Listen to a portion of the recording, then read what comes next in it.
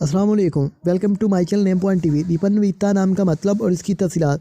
दीपन्विता नाम का शुमार लड़कियों के नामों में होता है। दीपन्विता नाम की इब्तदाई तारीख हिंदी भाषा से निकलती है। दीपन्विता नाम के अफराद के लिए लकी नंबर 2 माना जाता है। दीपन्विता नाम का मतलब रोशनी है। दीपन्विता नाम के अफराद के लिए मुआफिक और फ़ायदेमंद नंबरों में 3, 7 और 9 शामिल हैं। दीपन्विता नाम के हिंसों के मुताबिक इस नाम के अफराद के लिए हुक्मरानी वाले घंटे 5 AM से 7 AM हैं, जबकि खुशकिस्मत दिनों में सोमवार और जुमेरात शामिल हैं।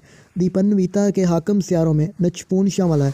खुशकिस्मती वाली दातों में हिंसों के असाब से कांसी शामिल है।